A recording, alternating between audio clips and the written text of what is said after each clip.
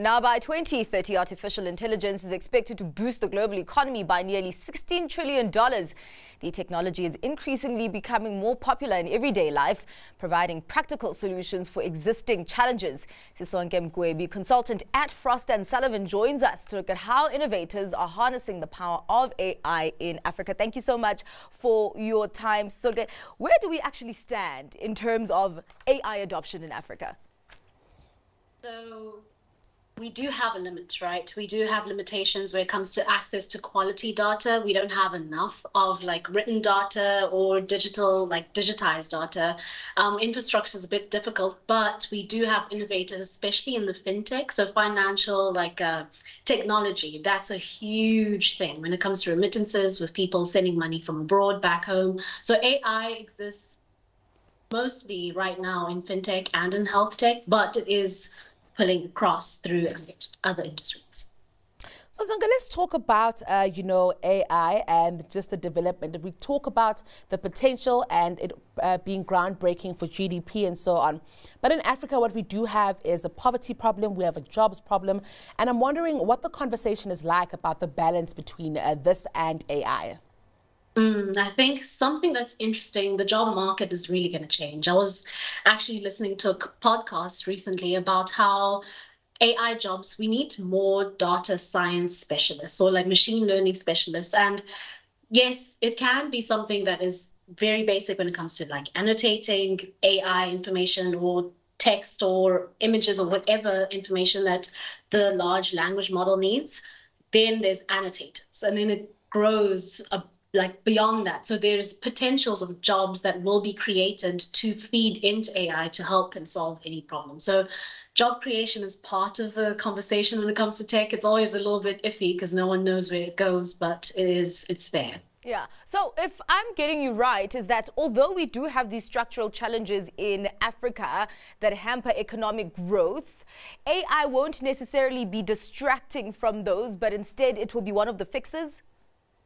It will be a way to get the youth, because we do have a large population that is going to outgrow, I think, 4 times the rest of the globe by 2050. So we have a lot of people coming into, and we'll have a large youth. So those people need jobs, and we are able to, if we do now, I know universities, there's a lot of higher education spaces that do cater to teaching people more about tech, AI, technology, trying to harness and get that skilled labor with the youth that we've got. So I think it is one of the beneficiaries, yes. Let's talk, Sisonke, about infrastructure and the rollout of 5G, where we are in terms of that and how important, the efficient rollout of these infrastructure developments will be for AI to be as beneficial as we hope it will be.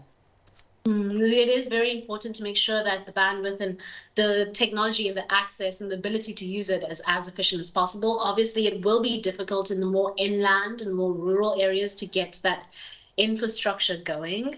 But I think if we do have it on the outskirts and the hubs, it will somewhat filter into the with the types of companies that will build from that with the rollout of 5G and then their use of it. They'll be able to build more efficient software that is at a lower tech, say 3G, that can be let out into the more rural areas of Africa.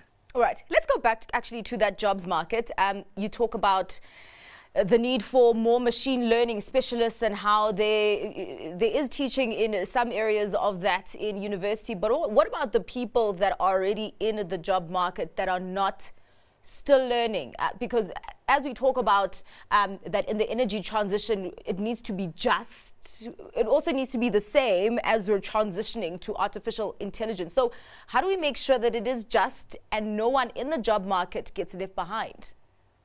I think it's twofold, right? First, the company themselves understanding how can we use this technology and leverage it to make our value proposition better for our client base, right?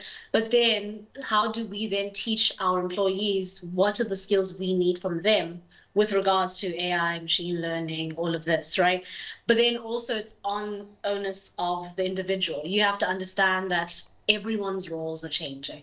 Everybody is going through this change. So I think it's important for both parties to kind of work together to understand, okay, this is what I want to learn. Is it relevant to you? And be yes or no and have that discussion. Okay, let's talk about the economic potential of GDP. I mean, of AI, what it could do to GDP, for instance. You know, that's, of course, all things are going well. Yeah, just talk about that.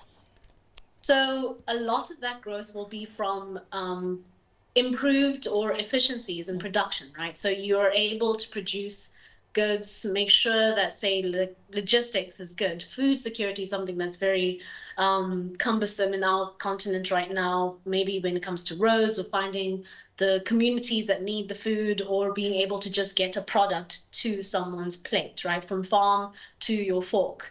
But with AI, we're able to better improve those systems, understand better like routes, logistics, ways to fix the roads, come up with like contingency plans over time. It will be better. So I think there's things like that when it comes to AI that it really helps Africa with just the fundamentals, getting food to yourself, making sure that you just live, so healthcare. So there's so many things right now that are in use and potential uses of AI that we can do to make sure that it improves just the well-being of a person. And if they work better, the GDP increases. They're more efficient at work, everything. So AI is more of a efficiency creator than a job replacer.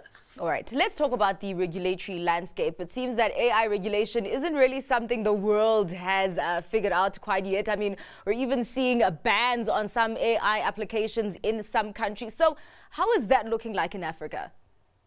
So surprisingly, when it comes to more developed countries, they are more harsh when it comes to AI. They don't know what's happening and they don't want to know what's happening. Versus where here in Africa, because of the, don't want to say lack of like worry, but it's like people are more open to using it because we need to find ways. We need to be resourceful as a continent. So when it comes to legislation, it's more promoting. It's less like clamping down and trying to hinder the things that could happen with AI, which is twofold. Yes, it's a good thing to happen, but we still are trying to understand this technology. So I think as we get more people to understand and learn and read about it, you and I need to learn about it. And so we can understand better, how does this potentially affect us now or in the future? Well, Sisonke, thank you so much for your time this afternoon and for your insights. That was Sisonke Mgwebi from Frost Sullivan.